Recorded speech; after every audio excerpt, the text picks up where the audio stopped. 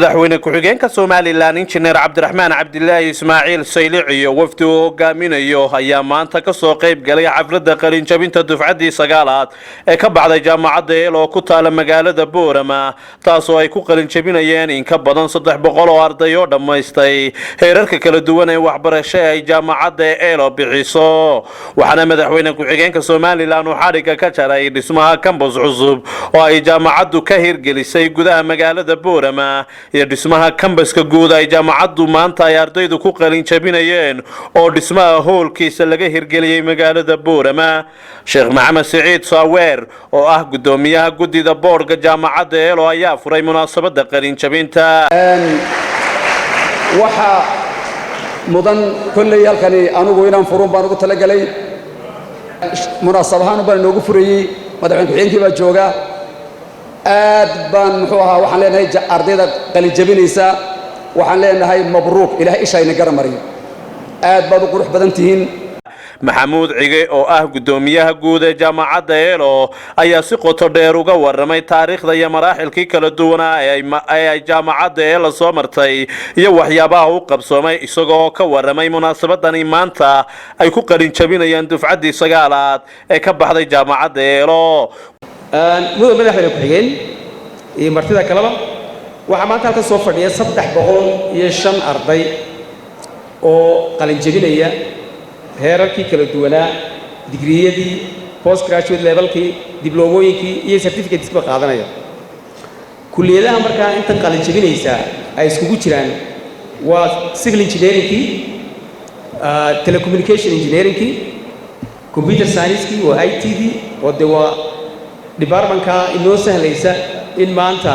xafladeennana ay live online ay tahay waa waxyaabaha jaamacadda Eel lagu yaqaano iyadoo oo la tixraacayo xeerarkeena iyo qawaaniinta tacliinta sare ee Jamhuuriyadda Soomaaliland kuwaasoo ogolaanaya una aqoonsanaya jaamacadda Eel inay tababar bixiso shahaadooyinkana bixiso digriga heerka koowaad iyo heerka labaad iyo diblomooyinka kala duwan sharciyada aan ka faa'iideysanaya waxaan maanta si shifo sharci ah ku cadeynayaa halkan inaad mutaysateen leedina guddoonsiyo shahaadooyinka digriga heerka koowaad labaad diblomooyinka certificates ka shahaadooyinka aad mutaysateen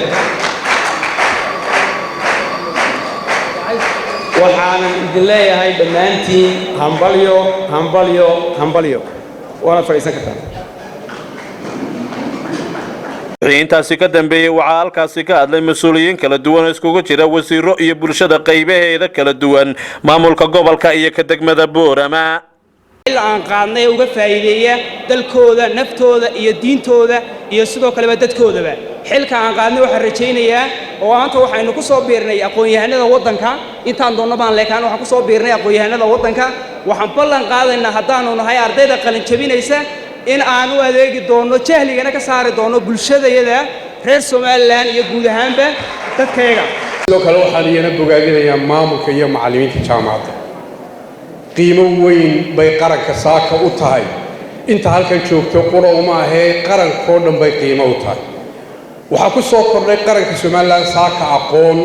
ayaa ku soo kordhay farxadda iyo hambaliyada caruurteena maanta qalin jabinaysa aniga taa waxa ay dheer farxad gaar ah ay dheero si gaar ah ayaan runtii maanta ugu faraxsanahay soo dhawaada dhalinyaro soo koro soo kabca insha Allah xaruntan cusubna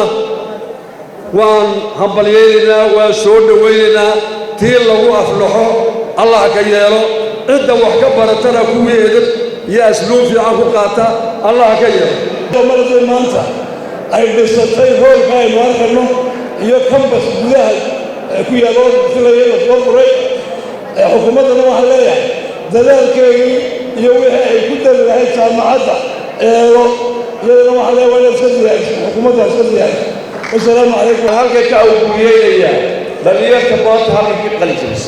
waxa kale oo awgeeyaya dadka ku soo tacbay ee aan noqoto macallimiin iyo waalidiinta waxaan jaamacadda Eel ku awgeeyaya waliba هو آل كوبلان آل كلامه أنا قياس كلامه إنه يهاي هو الكلام هو يقول تايوان hadduu lagu haydo weyn aad iyo aad baad u mahadsantihiin. horta marka hore waa hambaliyo waa maalin lagu soo gunaanadayo dadaalkiinii iyo aqoontii aad soo barateen laga marakacayo inay tahay aqoon lagu shaqo tegi karo oo dalka iyo dadkaba lagu anfici karo. taas waa mid. horta ardayda qalin jabisay iyo jaamacadda waan u hambalyeynaya. waxaan ugu darayaa duco ilaahay inuu waafajiyo oo la kulmiyo khayr. kuwii cilmiga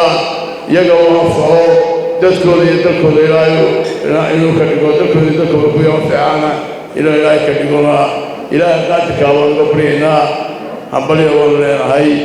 madaxweyne ku-xigeenka Somaliland Cabdiraxmaan Saylici oo isaguna munaasabadani ka hadlay ayaa wuxuu halkaasi ka soo jeediyay hadallo u badan dardaaran dhiirigelin iyo ducooyin u diray ardaydan maanta ka qalin jabinaysay jaamacadda Eelo. mahadsantiin waxaan leeyahay soo dhawaada waxa ku soo biirteen aqoon-yahanadii Somaliland saa la sheegay inaad maanta laga bilaabo aad ka mid noqoteen waa idinku soo dhaweynaynaa saaxadda. xukuumadduna mar walba waxay u diyaartahay insha Allah wixii suuragal ah shaqo abuura in shaqo abuurto itaalkeenu ma soconaa wax salbaartay la hakranaya ma jirto waa soo dhaweynaa. ugu dambeyntii madaxweyne ku-xigeenka Somaliland iyo maamulka jaamacadda Eelo ayaa waxay shahaadooyin guddoonsiiyeen ardaydii dhamaystay heerarka waxbarasho ee kala duwan ee jaamacadda Eelo bixiso. Axmed Riyaacil Tire wararka warbaahinta SBC Boorama.